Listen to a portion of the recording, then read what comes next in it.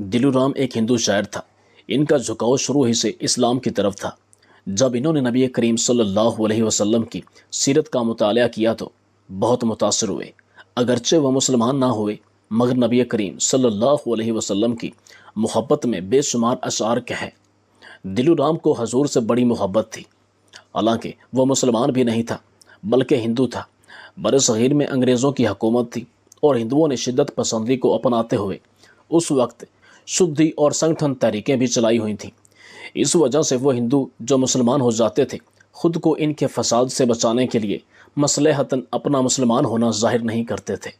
ताज्जुब की बात यह है कि दिलू राम कौसरी हिंदू होने के बावजूद नात गोई में बहुत मशहूर हुए।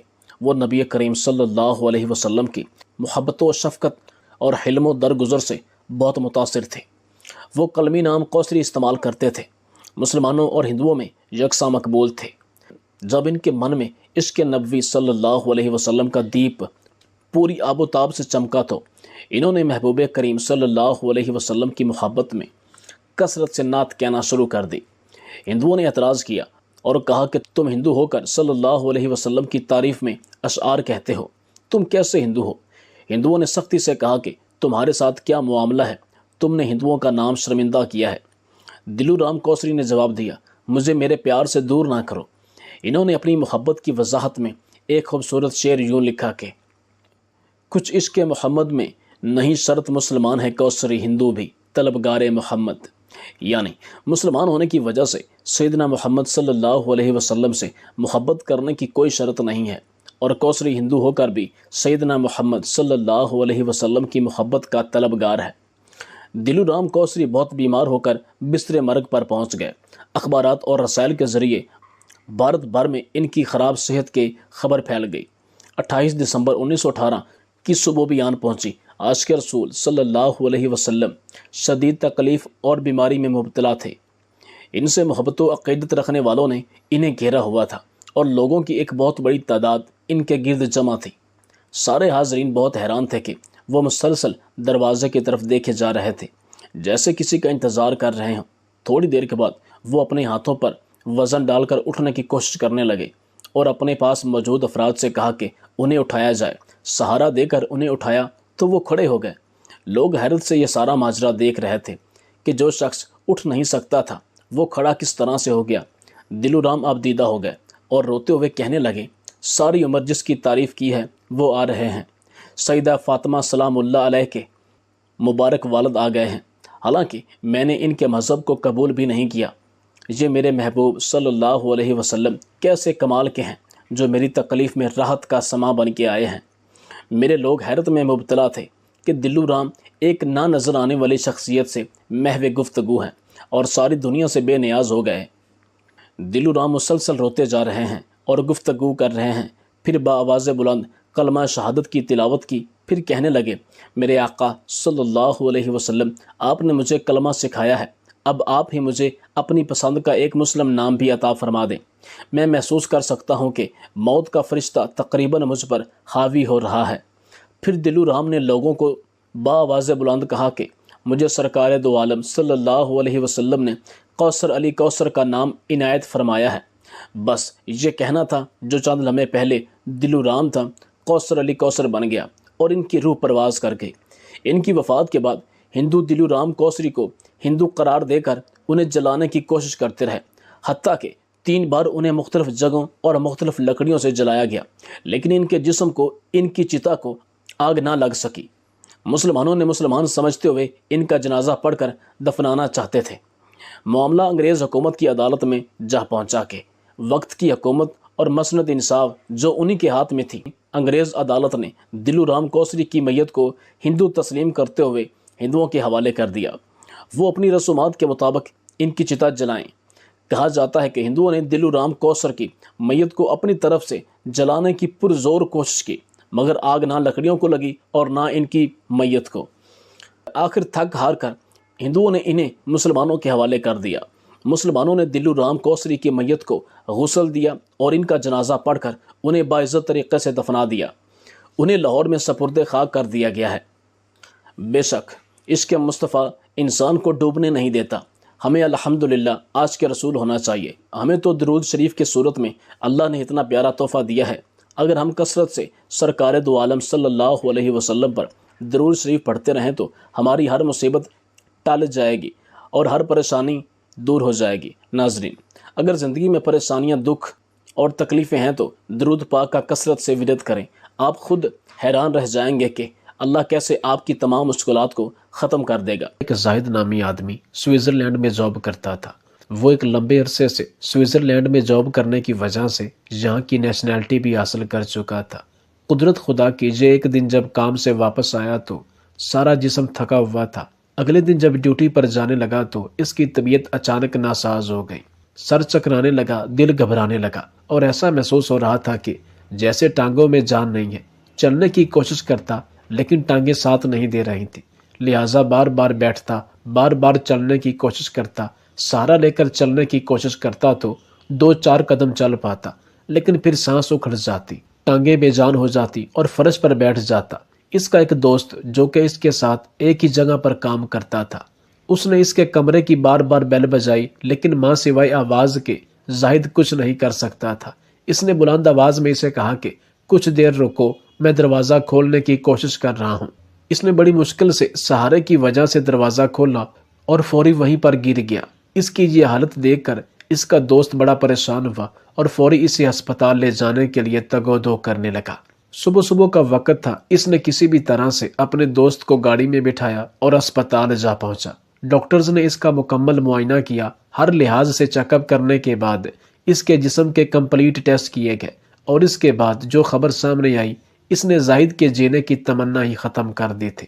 ڈاکٹرز نے اسے بتایا کہ آپ کے ٹیسٹ اور رپورٹ کو مد نظر رکھتے ہوئے ہمیں آپ کو اس بری خبر سے آگاہ کرنا پڑ رہا ہے کہ آپ کو بلڈ کینسر ہو گیا ہے۔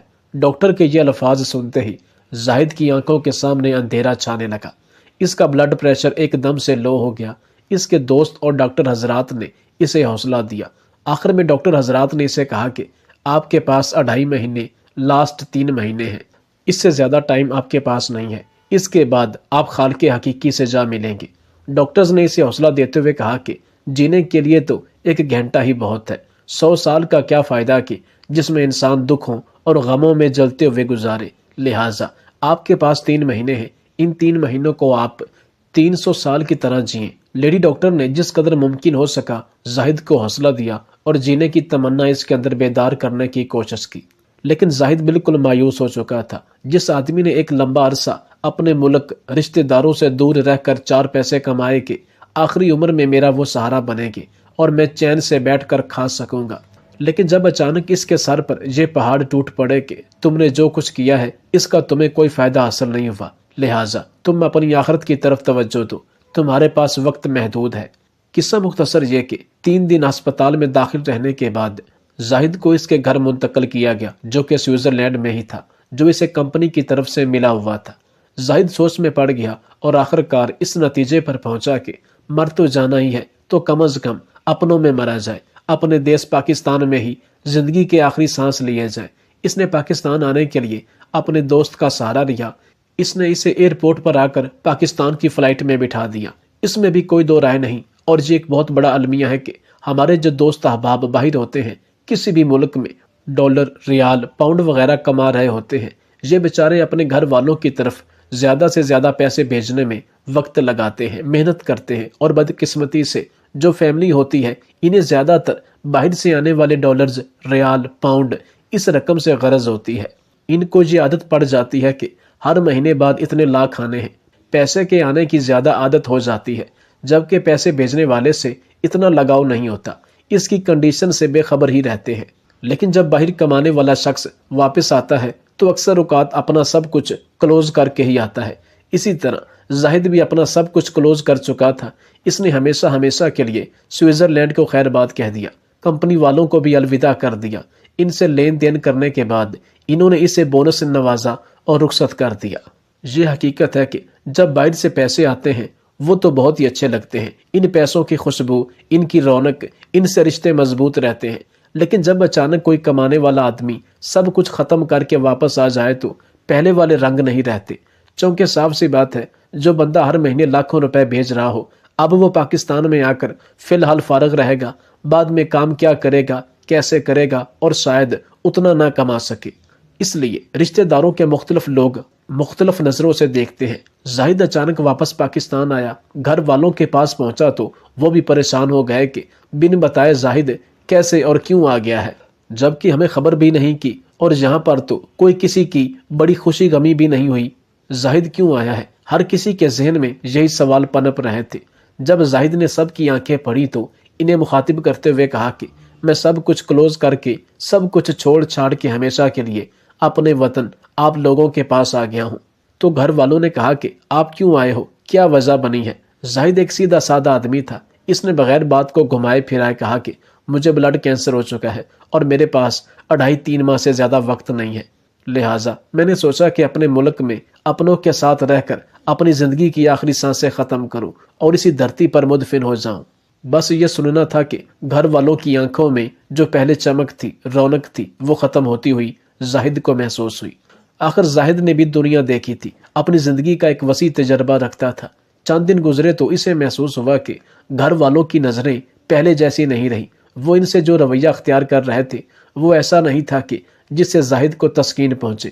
معذرت کے ساتھ ہمارے ملک پاکستان میں اس وقت 90% ایسے لوگ ہیں جن کو باہر سے آنے والا یا کماؤ پوت چاہیے جو پیسے ہی پیسے دے۔ بس جیسے ہی پیسے دینا بند کیے کسی بھی مجبوری کی وجہ سے تو پہلے والی عزت اسے لوگ نہیں دیتے۔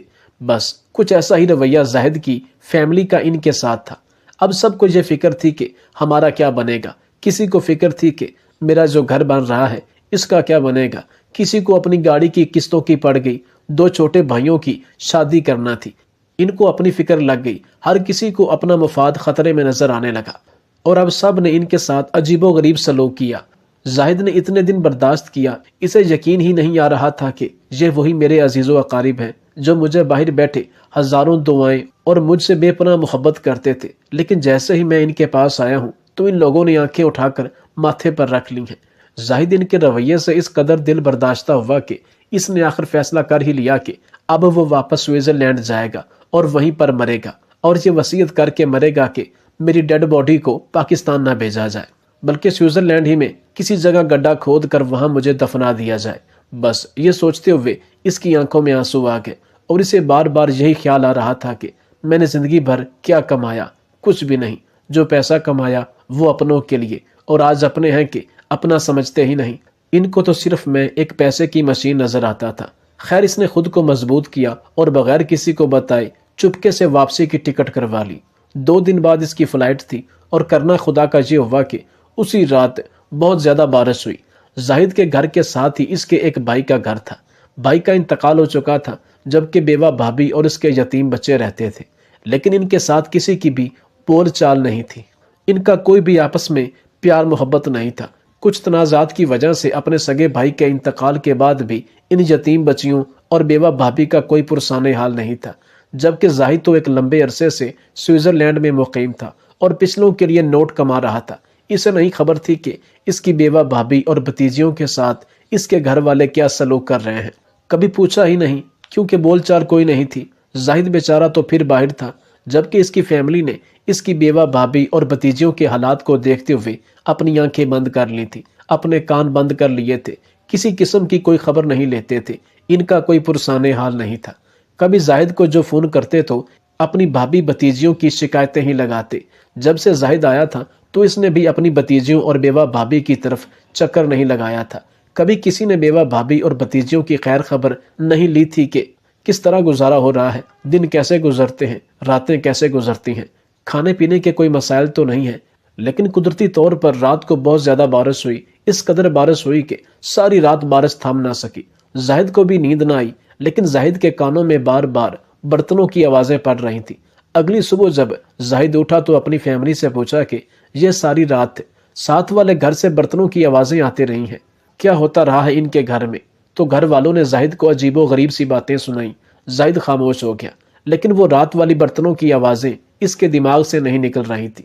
خیر اس نے ناشتہ وغیرہ کیا۔ اس نے سوچا کہ میں خود جا کر پتہ کرتا ہوں کہ کیا وجہ تھی کہ ساری رات ان لوگوں نے مجھے سونے نہیں دیا۔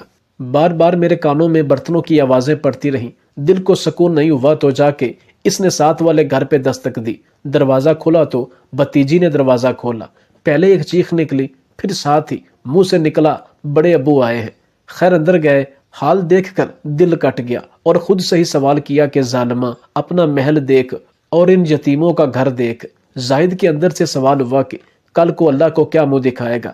اللہ کے رسول کی باری تو بعد میں آئے گی، پہلے ان کے باپ کو کیا منہ دکھائے گا؟ میرا بھائی مجھے کہے گا کہ تو اتنا ہی ظالم ہو گیا تھا، کیا یہ میرا خون نہیں تھا، یہ میرا کنبہ نہیں تھا؟ اور تم لوگ مجھے، میرے بچوں کو عزیز و اقارب تو کچھ نہ سمجھتے، ہم کم از کم تمہارے ہمسائے تو تھے ہی، اور ہمسایوں کے بھی کچھ حقوق ہوتے ہیں، لیکن تم اس قدر ہی غافل ہو گئے تھے، اتنے ظالم ہو گئے تھے۔ خیر زاہد اپنے سوالوں سے ان سے شرمندہ ہوا تو اپنی بھتیجیوں سے پوچھا کہ رات کو تمہارے گھر سے برتنوں کی بہت آوازیں آ رہی تھی۔ تو بھتیجی نے کہا کہ تایا ابو، آپ کو پتہ ہے کہ ساری رات بارش ہوتی رہی ہے، جبکہ بارش کی وجہ سے ہمارے گھر کی چھت ٹپکتی رہی ہے، کبھی وہاں برتن رکھتے کبھی وہاں برتن رکھتے تھے، اس لیے رات کو برتنوں کی آوازیں آتی رہیں۔ یہ الفاظ سنتے ہی زاہد بڑا رویا اور دل میں اسے خیال آیا کہ مر تو جانا ہی ہے، لیکن مرنے سے پہلے پہلے ان یتیم بچوں کو اچھا سا گھر بنا کر دے جاتا ہوں، کیونکہ جہاں یہ یتیم بچے اور بیوہ بھابھی رہتی تھی، ایک تو وہ جگہ بہت ہی کم تھی اور دوسرا بہت زیادہ خستہ حالت مکان تھا، جس کی وجہ سے ان بچوں کا دن رات جینا حرام رہتا تھا۔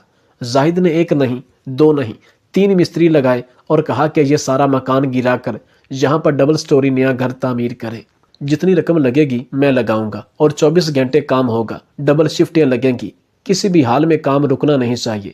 زاہد نے ٹکٹ کینسل کروا دی اور ان غریبوں کا مکان بنوایا، انہیں شفٹ کیا تو نہ جانے کیوں دل میں خیال پیدا ہوا، اور پھر جاتے ہوئے ان بچوں کو ایک موبائل بھی دیا کہ میں تم لوگوں کو کچھ پیسے بھی بھجواؤں گا، اور جب تک میری زندگی ہے تمہیں کوئی بھی پریشانی ہو تو تم اس نمبر پر مجھ سے رابطہ کر لینا۔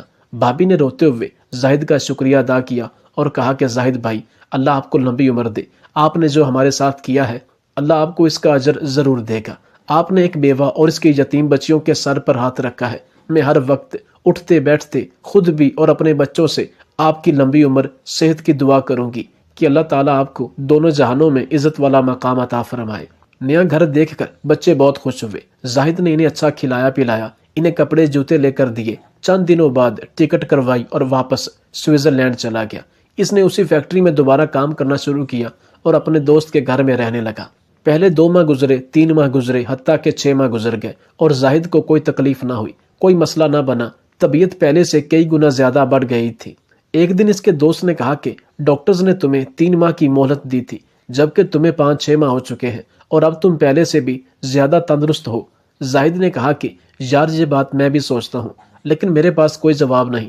قصہ مختصر یہ کہ جس فیکٹری میں یہ کام کرتا تھا، ان کے کہنے پر یہ دوبارہ اسی اسپتال میں گیا اور فیکٹری کے خرچ پر ہی اس کے دوبارہ سارے ٹیسٹ جب کروائے گئے تو تمام ڈاکٹرز سر پکڑ کر بیٹھ گئے۔ ڈاکٹرز نے کہا کہ ہماری ایک آدھ مشین تو خراب ہو سکتی ہے، لیکن ہم نے ان کے اتنے ٹیسٹ کیے، یہ اتفاق نہیں ہو سکتا کہ مشینری خراب ہو، یہ کوئی معجزہ ہے۔ ہم نہیں جانتے کہ یہ سب کیسے ہوا، کیونکہ اب جب ٹیسٹ کیے گئے تو ان کو کوئی بلڈ کینسر نہیں تھا، کوئی بیماری نہیں تھی۔ تو ڈاکٹرز نے زاہد سے پوچھا کہ آپ نے پاکستان سے یا کہیں سے بھی کچھ علاج وغیرہ کروایا یا کوئی دوا کھائی ہو؟ تو زاہد نے کہا کہ میں نے کہیں سے نہ علاج کروایا نہ دوا کھائی، بلکہ میں تو اپنی زندگی کے دن پورے کر رہا تھا۔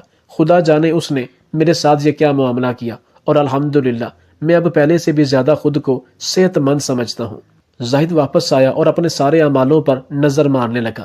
اسے ماں سوائے اپنی اس نیکی کے اور کچھ نظر نہ آیا جو اس نے اپنی یتیم بھتیجیوں بیوہ کو گھر بنا کر دیا، ان کو موبائل وغیرہ لے کر دیے، کپڑے جوتے لے کر دیے، لیکن اب اس نے ہر ماہ باقاعدہ ان کو ایک معقول رقم بھیجنا شروع کر دی۔